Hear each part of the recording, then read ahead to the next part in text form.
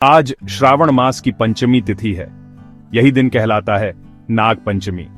नाग पंचमी एक ऐसी परंपरा है जो सदियों से चली आ रही है। इस दिन लोग नागों की पूजा करते हैं। कहीं जीवित सांपों को दूध चढ़ाया जाता है तो कहीं मिट्टी से सांप की आकृति बनाकर उनकी पूजा की जाती है। दीवारों पर चित्र बनाए जाते हैं। बिलों के बाहर हल्दी, चावल, फूल और दूध अर्पित किए जाते हैं। लोग कहते हैं आज नाग देवता को दूध पिलाना है, कुछ कहते हैं प्रसाद खिलाना है। अब प्रश्न उठता है, पिलाना और खिलाना में क्या भेद है? पिलाना का अर्थ होता है कोई पीने योग्य वस्तु देना जैसे दूध।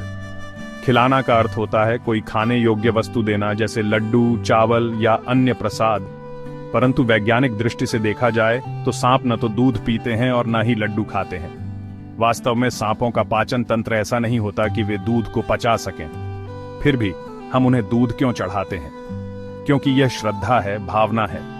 हम यह नहीं मानते कि सांप वास्तव में दूध पीकर तृप्त होते हैं। हम यह मानते हैं कि नाग देवता जो सर्पों के रूप में पूजित होते हैं, उनसे हमें कृपा मिलती है। ये एक प्रतीकात्मक भेंट है। हम दूध को पिलाते नहीं बल्कि चढ़ाते हैं। हम प्रसाद को खिलाते नहीं बल्कि अर्पित करते हैं। अब एक और शब्द आता है सिंस। ये अंग्रेजी का शब्द है पर भाव हिंदी में भी वही है, से या तब से। उदाहरण के लिए हम नाग पंचमी की परंपरा प्राचीन काल से निभाते आ रहे हैं। यह परंपरा तब से चली आ रही है जब मनुष्य ने प्रकृति को ईश्वर का रूप मानना आरंभ किया। तब से नागों को पृथ्वी के रक्षक माना गया।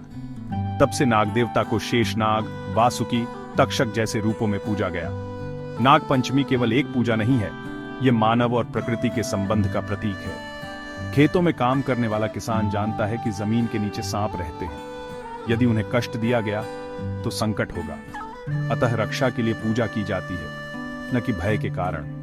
तो जब हम कहते हैं कि मैंने नाग देवता को दूध पिलाया या मैंने नाग देवता को प्रसाद खिलाया, तो उसका वास्तविक अर्थ होता है मैंने अपनी श्रद्धा से अर्पित किया। और यह परंपरा कब से है? Since time immemorial. जब से समय की गणना आरंभ हुई तब से।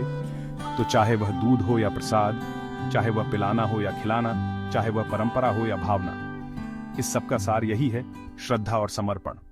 लेखन एवं प्रस्तुति आपका नाम।